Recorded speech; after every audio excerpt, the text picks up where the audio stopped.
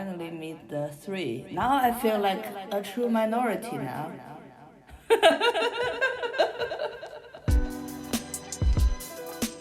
Welcome to the Sage of Three Paths podcast. We are three brothers who use this space to talk about a range of topics. Anything from politics, race, anime, and pop culture. Each giving our own perspectives and opinions. I'm the youngest, Mo Jana, also known as Junior Lamb. I'm the oldest, Okello, but my brothers call me AJ. Middle child Oz, aka Wizard King. We three brothers. One sec. We once again thank you for tuning in and joining us on this sometimes cathartic journey. Let's dive right in. You know, just to call out specifically, you mentioned about just art, and I just wanted to shout you out. I think when we first started the podcast, I remember mentioning it to you, and you know, you had heard it, and out of the blue, you had sent this collage that you had made for the podcast. And I think you incorporated like the Vegans OnlyFans and Simps title and everything. And it was just so cool to say, oh, wow, like you've been able to create this some sort of mural image that just looked and encapsulated everything that we had. So shout out to you from being thank you for that. Very early That day was awesome. listener. Thank 100%. you. Yeah. I think if possible, we'll try and use the image of that on the release as well. That would be cool. That's That'd be cool. cool. Did you sign? You signed it, right? Do you know what? One thing I will say I don't is... remember. Maybe I didn't. One thing I will say, it was an incredible image, but it was wacky as hell. Like, it had some wild stuff on there. And imagine, we hadn't met you, we know nothing of you other than what Mo had told us. So,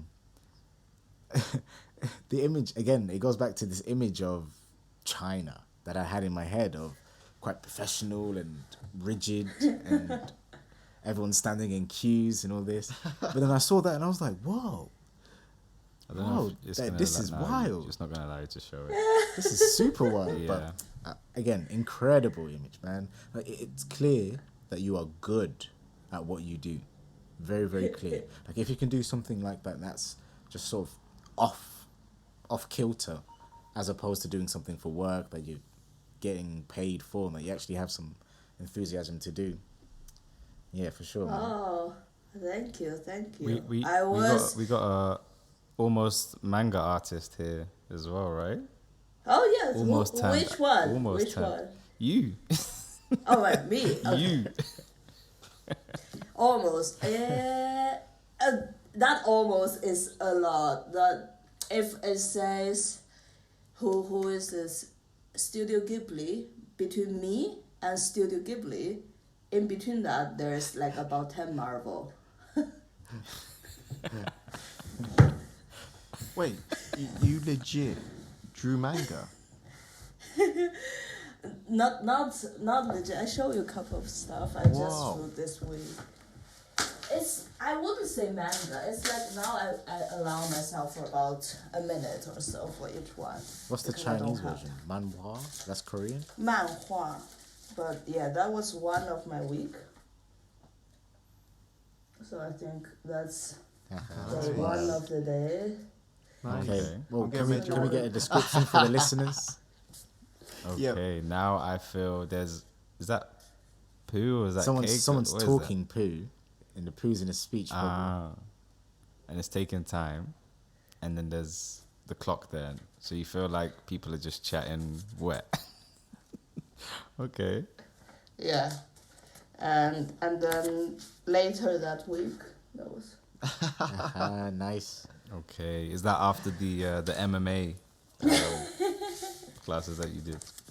It was, I forgot exactly what, but it's kind of like I had some rage saved up from the beginning of the week and then somehow get weirdly released. Either MMA class or I made a savage joke to someone. And they didn't laugh. They didn't find it funny. That's the thing. I got super insecure at the beginning when nobody laughed at my joke. But now I think I'm gaining a new energy, which is to owning it up. I actually have once, there is one guy who So basically it's a group chat.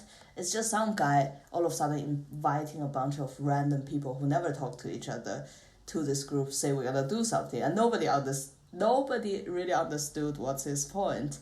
And then I think at one point I just made a joke about him, but I was expecting to amuse the rest of the people in the group. But he didn't know that. He one-to-one said, Stella, what you said was incredibly rude. I was like, I'm sorry, it was supposed to be a joke. He was like, oh, well, I don't find it funny. I was like, oh, well, you're not the audience of my joke. You're the subject. Savage. And then I feel always extremely good, like after that. And yeah, so maybe I did one of those things, and I feel like... May I ask, what's been the female Chinese experience working in the UK? Like, have you, because you're doing quite well for yourself, now have you had to shatter glass ceilings? Have you come across any glass ceilings? Oh, there's a lot of glass ceilings. Now I'm extremely happy. Now I feel I'm happy where I am. But back then, when I was doing more graphic design stuff, so if there's a little bit of context here, now I'm more doing digital product design. So in this realm, it's more evidence-based, so research-based and evidence-based decision-making process. So, you know, like the stereotypes, like if people are data-driven, then it doesn't matter where I come from, how do I look like. But in graphic design, how did you quantify a logo? How did you evaluate advertise? You know, you can't put number on it. It's all based on people's gut feeling. And people just, if there is me and there is a white male, mid-age with a salt and pepper beard and a golden glove, looks like Steve Jobs, and we're both telling you something you've never heard before and ask you to take a risk. Most people willing to trust the other guy because my English was a bit wacky and I look a bit crazy, and you know, I don't blame them, like they're and I don't know any of their childhood reference, because a lot of things for graphic design, when I was working as a graphic designer in China, it's about playing with this nostalgic, like the collective shared memory, like to drill on some cues that everybody knew but kind of forget. But I don't know any English ones, like I didn't grow up here. And my grown up experience, what's in my memory, normally quite random to people here.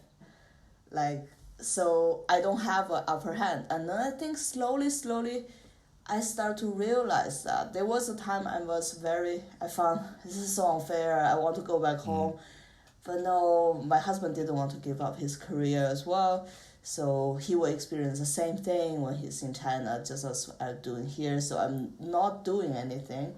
But I'm really glad I found actually digital product design. I feel most of my creativity still get to be utilized. But that's relying, like people rely less on gut feeling, and that give me a more fair playground to play with everyone else. That's pretty awesome. Yeah, that's super awesome that you was able to evolve, essentially, to give yourself the best opportunity possible for yourself. Yes, I dragged my husband into this industry as well. So now he's also in our company. Do you know, I think that's a really, really interesting point as well, and the fact that, you know, you aren't blocked into, say you get into a specific industry or a specific type of thing that you do within an industry that isn't the be all and end all, and you do have like the scope to switch or shift or do something different, and something that I guess you feel is more of your thing to do. I think a lot of people get stuck into it, you know, like I know working in certain places in the past and speaking to people and say, you know, how long have you been here?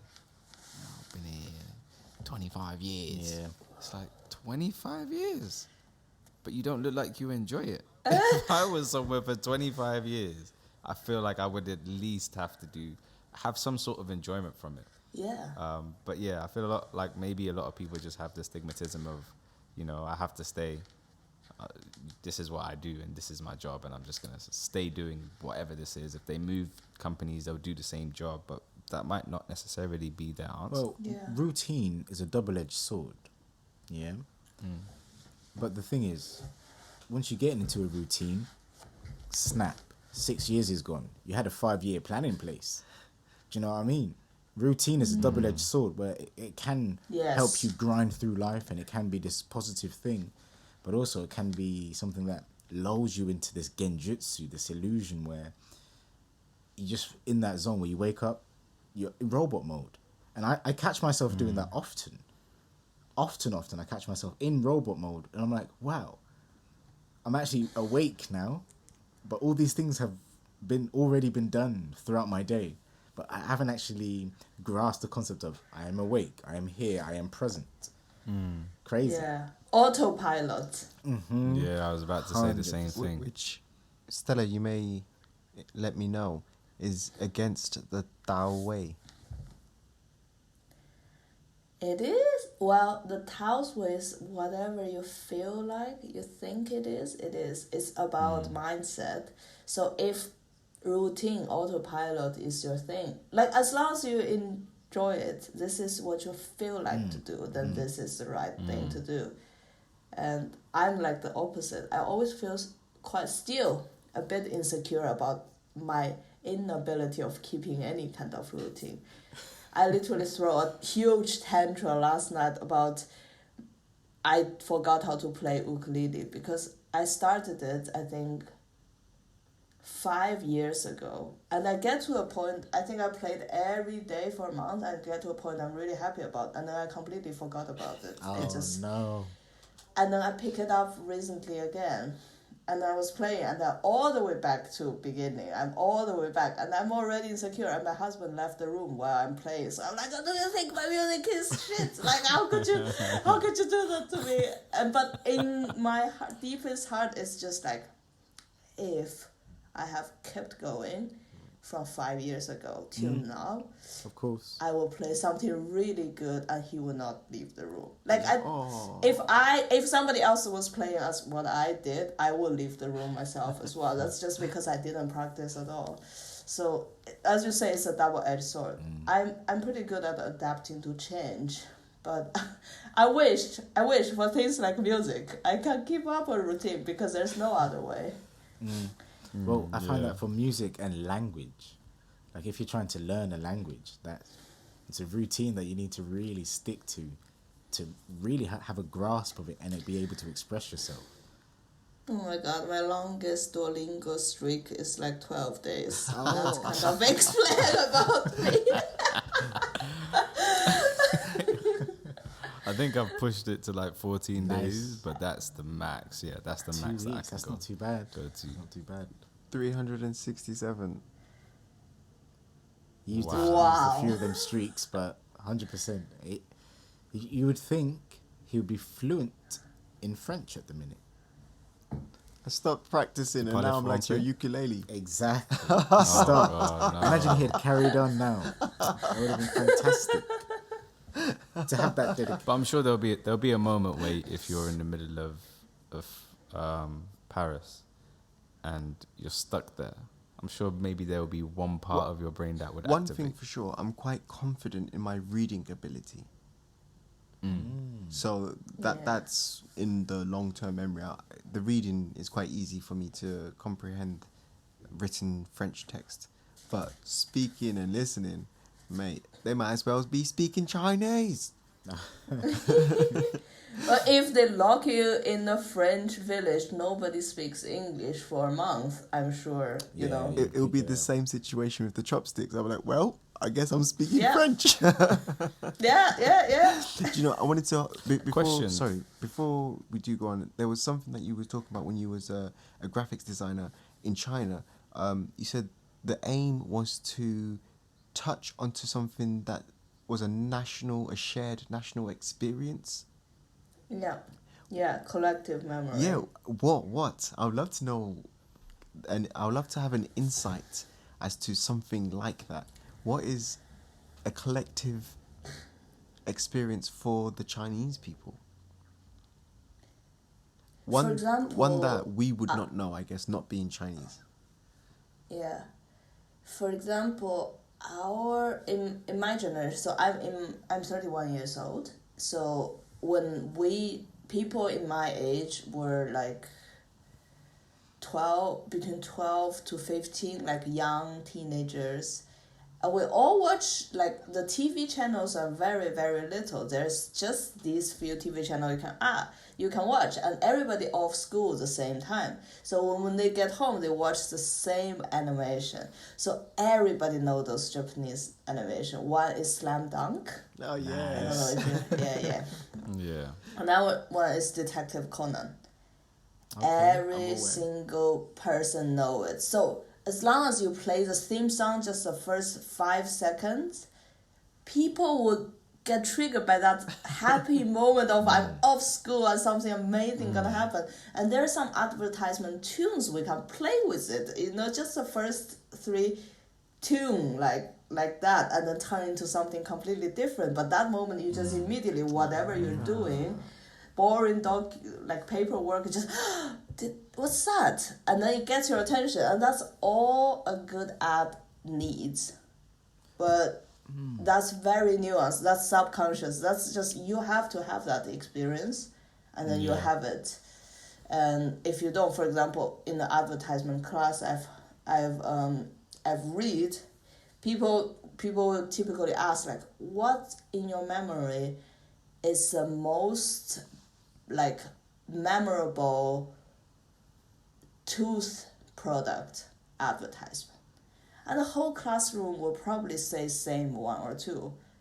And then there is me there, like, I don't know any of that. Come some crazy Chinese brand, I hear you.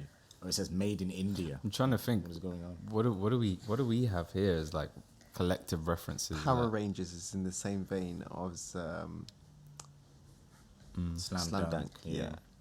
Did you guys have Power Rangers? No, I only know Power Rangers when I got here. Okay. Okay. Good old Saban. They didn't break ground in China, unfortunately. Oh, but a similar thing, they have that Japanese one, the Ultraman. I don't know if Ultraman. Ultraman with the eyes like egg. Oh gosh. I was gonna ask a question. Is Halloween celebrated in China? What? Is Halloween celebrated in China? No, that's why this Halloween. This is the second Halloween in my life I dressed up. Okay. The last one was when I was in uni. I always wondered, when I got the idea from American TV show. I'm like, this is so much fun. Because I used to go to Comic-Con to do cosplay. Because I just love to dress up as somebody else. But now, somehow, when I think about, I will look at the cosplay photos, I got cringed out a little bit by it. But Halloween is like the perfect opportunity. But now Because everybody's doing it. yeah, and I'm in a kind of a resourceful way. I will only do the Halloween characters with the item that I can recycle. Like, I can use it for something else. I won't. That's why Ali Wong came up. I can wear everything I bought for that character just in a normal day life. So who was the character that you were? Ali Wong. Yes, Ali Wong. She's half Vietnamese, half Chinese. Stand-up comedian. I absolutely loved her. Did she had a She's Netflix so special where she was She had pregnant? two. Both of her was pregnant. Okay. She Okay. pregnant twice, and every time when she's hugely pregnant, she get on stage and then talk about all these like savage things, and I absolutely love that. And I dressed up as one of her special to our office Halloween themed like gathering, and I got a lot of my colleagues freaked out, like don't know if I'm really because there's only one person know Ali Wong and recognize me. Another person kind of know you're the one in Netflix special but don't know the name. Okay. Rest of them just see, why are you all of a sudden pregnant? When was the last time I saw you? Like, what's going on? Didn't see it in the Zoom calls. Exactly. So you recommend Ali Wong? Am I saying it? Ali Wong. Ali Wong. I mean, give it a try. It's when me and my husband watched it together the first time, and he absolutely got offended. But I'm just like, this is hilarious. And he was just like, this is, some of the things she said was disgusting. I was like, no, I like it. But you So also give it a like Dave try. Chappelle. You also like Dave Chappelle, so I Yeah. think probably in terms of like humor, we would all be in the same or similar category. Awesome. Yeah, like joke about everything. Like if you joke about everything, that's the maximum respect to everything. And if there is a specific group that I'm not joke about, that means I'm racist against that because I think, oh, those people are weird and then cannot take a joke. That's an interesting way to look at it. Yeah, Quite it's an interesting egotistical perspective. to some What does that mean? like Egotistical. almost full of yourself to say, do you know what? I'm not gonna do a joke about them because they're gonna get offended. So I'm gonna make a joke about all these other guys because I assume that they won't get offended. What if people do get offended? I think it's this view. I really like another comedian I really like is Ricky Gervais. So he basically said he made a joke about peanuts allergy, and the community got extremely offended. And then there's a tiny little girl sending a video to him saying like, oh, Mr. Gervais, like I might die if I touch peanuts, and do you find that funny? Like I think you shouldn't make joke about peanut allergies because people die from it. And Ricky Gervais was like, I make joke about cancer and Holocaust, and you tell me basically I'm not allowed, like what's the way there is. His joke come from a very dark place. He used, like I agree with him, joke is a cure to the most devastated situation.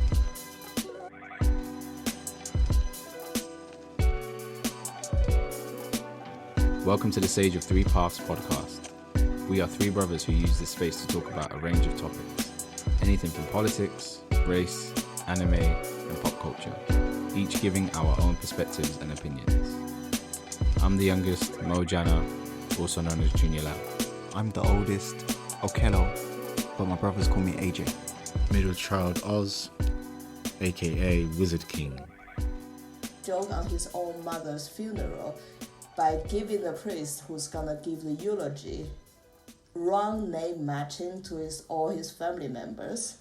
So during that funeral, when everybody is very, very sad and very like low, and then while the eulogy goes, people's shoulders just start to shake like that because everybody trying to hold back the laughter. And eventually everybody died, and these two young boys who just lost their mother are able to having a laugh, and that's what hold them to, you know, what else? Otherwise, if you don't make a joke about it, you don't try to find a sense of funny, you can trigger anger. Is anger still the answer of a lot of things? I don't think so. I think humor actually helps, because if there is honest conversation, there will be clash, and there will be, you basically will confront something completely different, and very much likely everybody will be constantly uncomfortable, basically. But if we get used to that and have a laugh about it, it won't scare people of communicating further. Because one thing I hated the most, I feel, when I started working here and really live a life here, I feel people are holding me so carefully as I'm some person, and they're so afraid of offend me. So I feel I've been treated like a baby, not an adult woman who are able to, you know, banter around with people. Nobody banters with me. And I feel extremely lonely because nobody wants to offend me. And they don't know what could possibly offend me.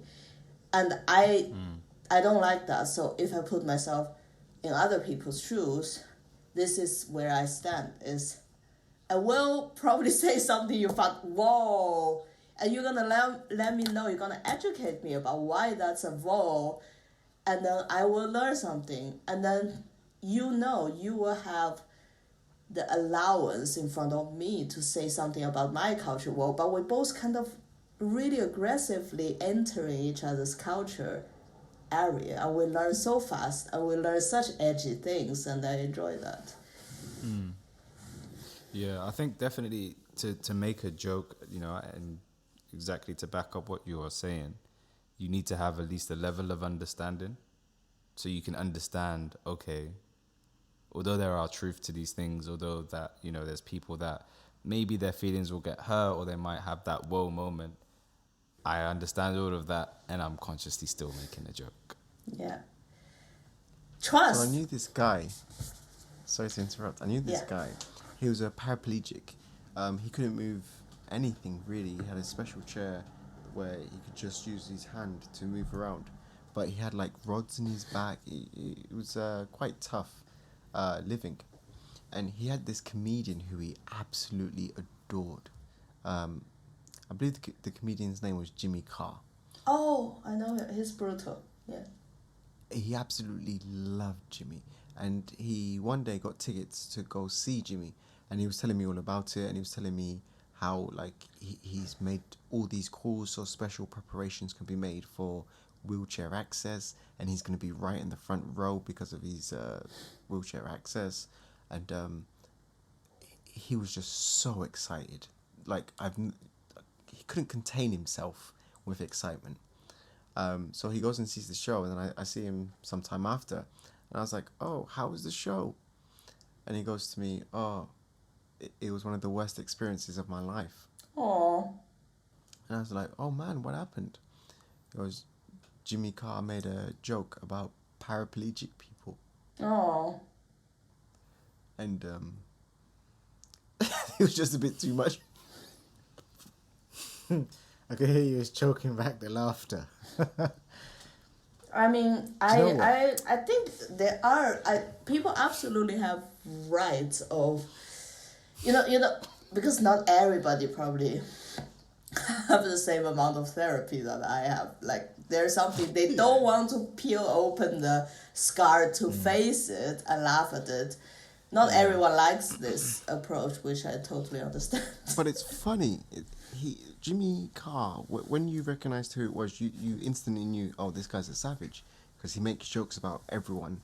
And it's like, oh, okay, so it's funny. You can laugh at everyone else, but when it's yourself, When it's about you, it's not you're so happy. funny. Yeah. It reminds me of the most recent Dave Chappelle special, Yeah. where there's these two Caucasian women sat in the middle Yeah. of a sea of multicultural audience. Yeah. And at the beginning, you can see them vibing off the energy, they're laughing, enjoying themselves. But about 20 minutes in, perhaps not even that, they're both stood there, stark face, just, I don't know if I'm happy about what I'm hearing. Did you hear what he just said? No, I noticed. Oh, man. I noticed that as well. That's I noticed probably see that again mistake. same feeling as you're in Travis Scott. Like, why am I paying for this?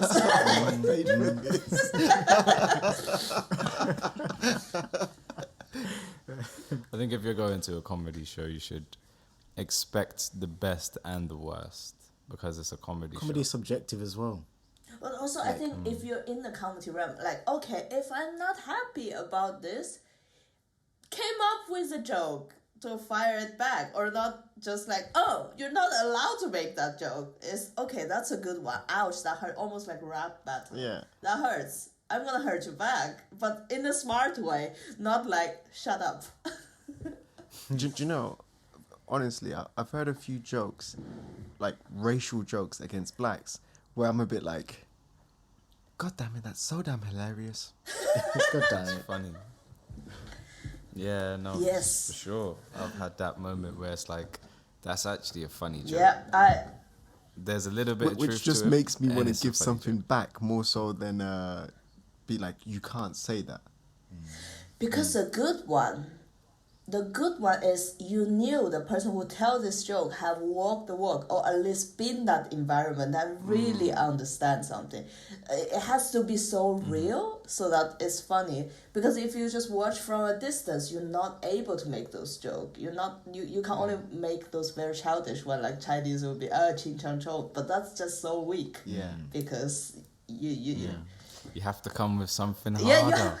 Give me something better. give something like Ali Wang made one. She's half Chinese, but she made joke about our own race as well, which I absolutely adore. She basically talking about the experience of how Asian women, how there is a trend like Asian women date white male. And then she basically talk about, and then she summarizes California become a Yoko Ono factory. Because you go on the street. My husband is Caucasian. I was just like, ouch, but yes. I get. There's some more details. If you go watch it, you'll get back to me, see if you like it or not. But that's the point. Like, it's not just scratching the surface. It burns, but it hurts so bad, but it's kind of funny. Humor is kind of pain. It's like I feel you need to be really, really scared first. And then you have that release of fear, like, oh, actually, there's no real danger. And that's really, really funny. And some joke didn't come back. And in a way, humor is essentially a way for us to deal with the misery of the world, with the misery of existence. Like, to just be is hard. So to be able to experience laughter is so vital for the soul, I believe. Yes, I agree. Absolutely. I also agree. Hear, hear. Here. Like, laugh together is the most, like, I think the most beautiful thing. This somehow reminds me of, like, one of the first, I found it almost like magical experience I had in London. It's this kind of, London, I feel, is like a racial melting pot. It's people from every culture come here. And back then I had a membership for a gym with a spa access. And there is a jacuzzi, which is a medium-sized jacuzzi, not huge, can have like 8 people maximum. And that day, when I sit in there, I was just alone with my husband, so I'm Asian and he's Caucasian, and I was just closing my eyes and just chill a little bit. And when I opened my eyes again, the whole jacuzzi was filled with strangers. I don't know, exactly 8 people.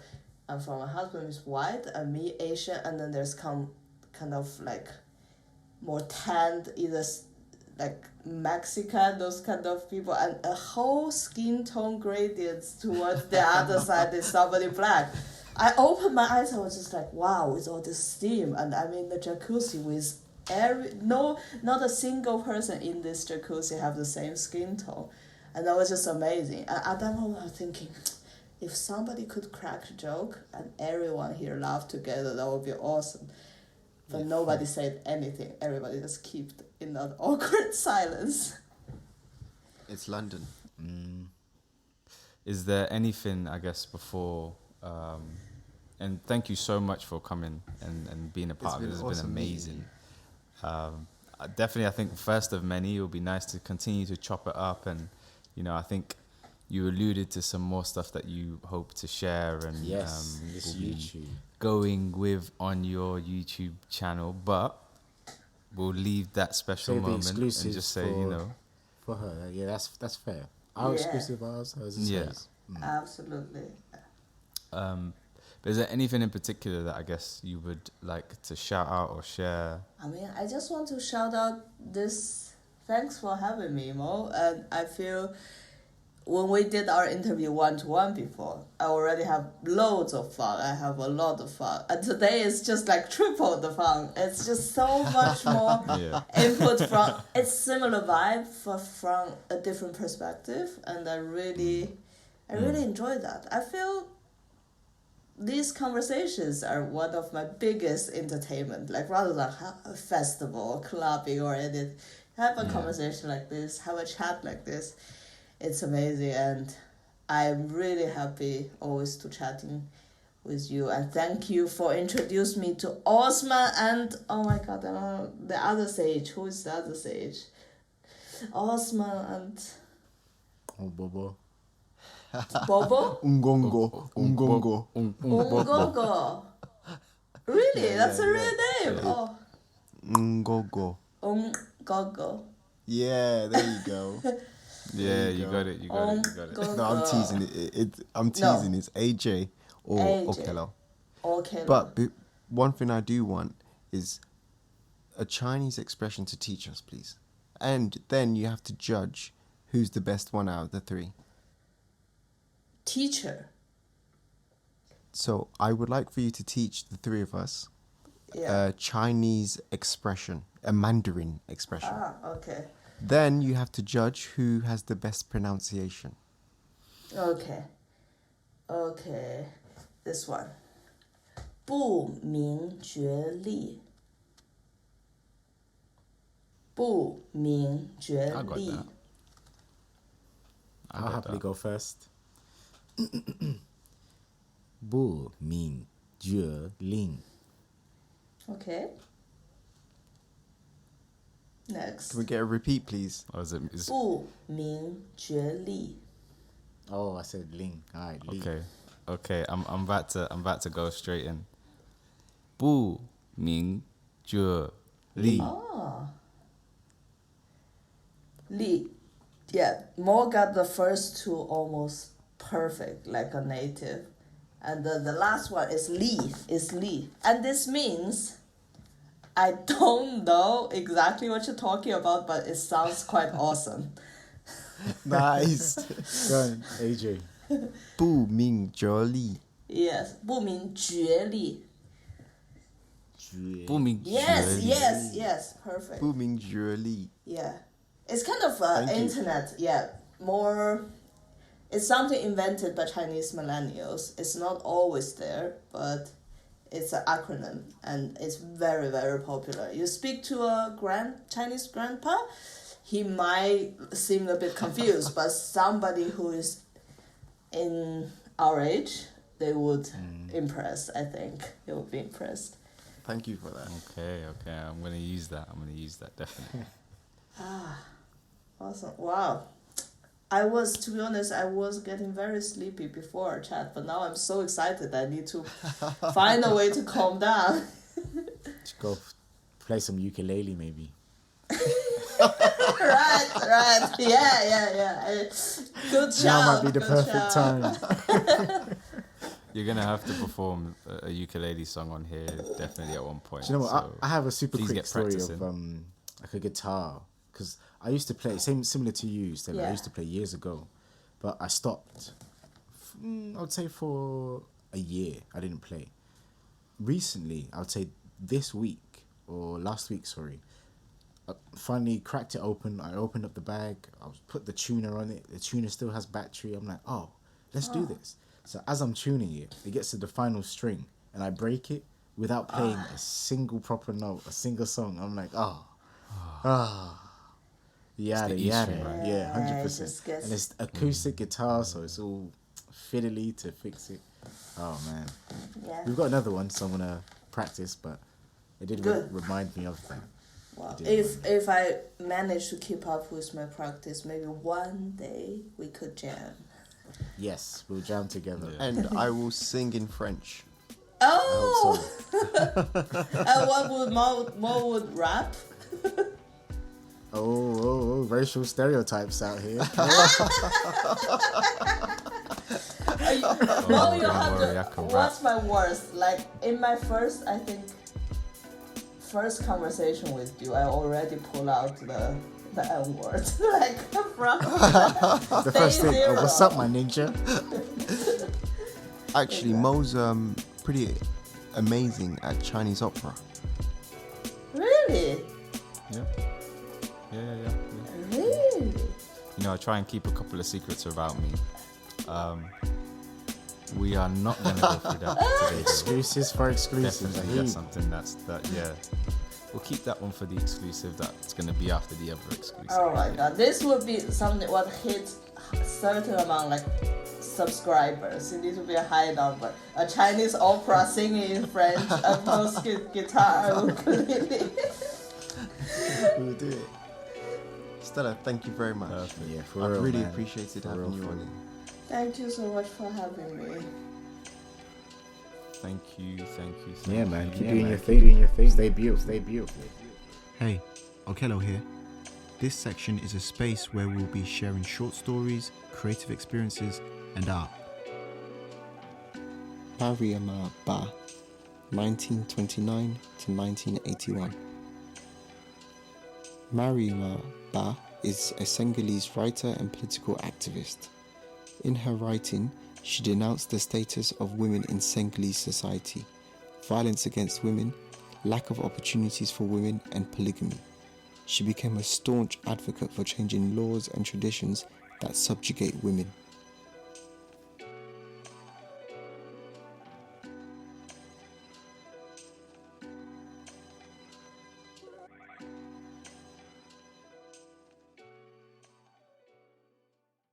With calmness and stillness, it comes to an end.